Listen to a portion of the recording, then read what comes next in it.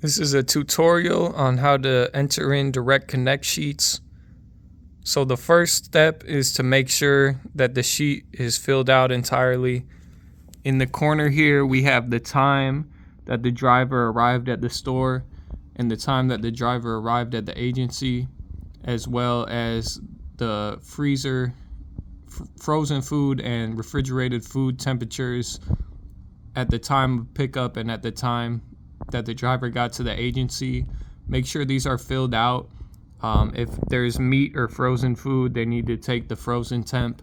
And if there's produce or dairy, they need to take the refrigerator temp.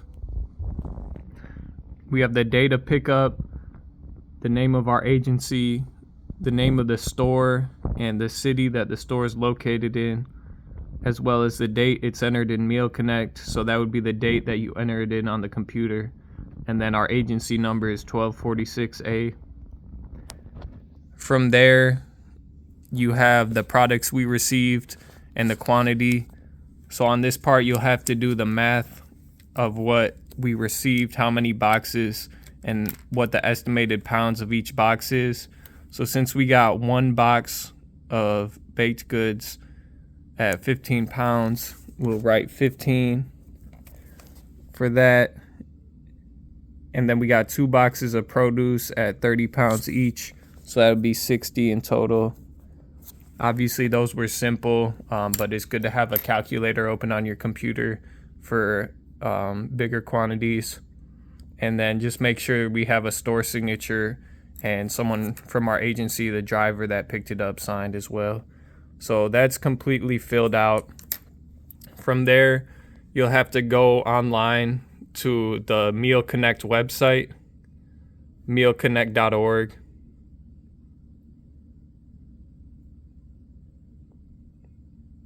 It'll take you to a login page, and after you log in, it'll take you to this page, and from here directly you can enter in the information found on that sheet.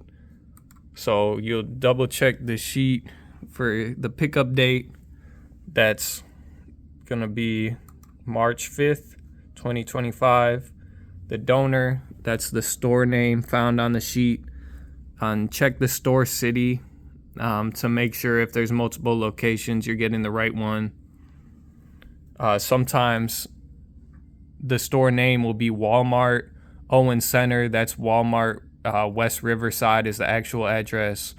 Walmart East State, that's actually on a street called Walton Street.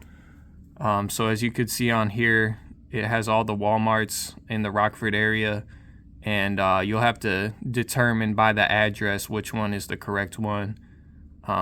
Same goes for Meijer, and then the only Schnucks that we pick up from is in Cherry Valley.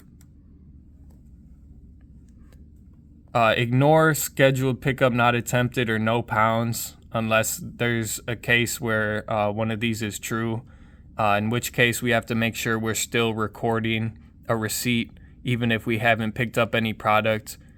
So if you click scheduled pickup not attempted, you could put canceled for one of these reasons. But generally we never do that. We always get another agency to pick up for us if we're not picking up a scheduled pickup. So the only other thing we would need to do here is no pounds if we end up not getting food. As you can see, some of the ones I put in the past is food not scanned out, or truck not available until after receiving hours, meaning sometimes on Fridays we get in too late.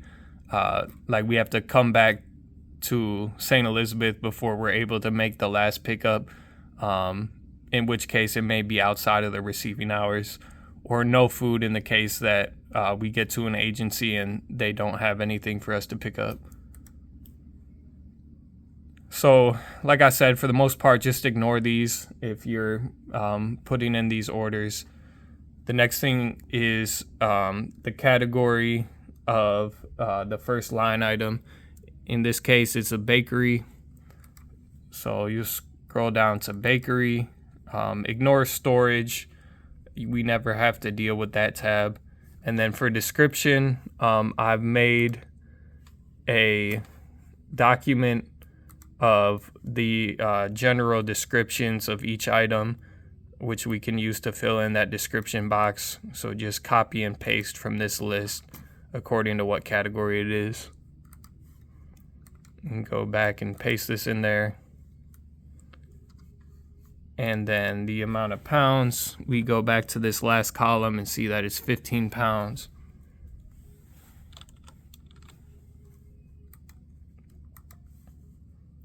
And then you'll just press this button, add another line item for each additional line item. We just have one more on this sheet, produce. So we'll scroll down to produce and then go back to that document to get a general description of the items. Copy that.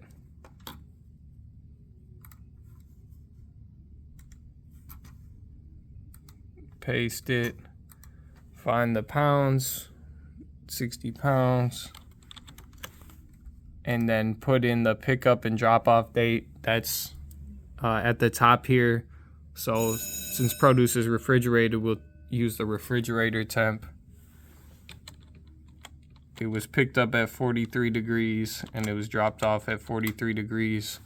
As you can see indicated by this red line, that's actually too high. Pardon me. In the case of produce, we can still use the product, but we want to acknowledge that we picked it up when it was over temp. So just put a red underline underneath this temperature. And in the case of meat and dairy, that's when you want to be a lot stricter with it.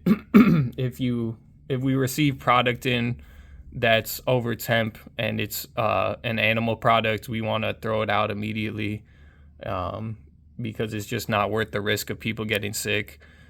In the case of produce like fruits and vegetables, it's not ideal, but we're still able to distribute that food. So you press add receipt and review. Here you can review it. The total pounds is 75, which is accurate. We had 60 for produce and 15 for bakery. And then the pickup date is accurate. That was yesterday. Then you'll press submit receipts. Receipts submitted successfully. So we're good on that end. And then as far as the physical form goes, you'll want to put it in a binder and keep it on file for, I believe it's a year, or it may be 2 years actually, from when we actually receive the product. Keep it on file for the food bank. So we'll hole punch this and put it in a binder. I have the binders up here. They'll probably move by the time whoever's watching this is watching it.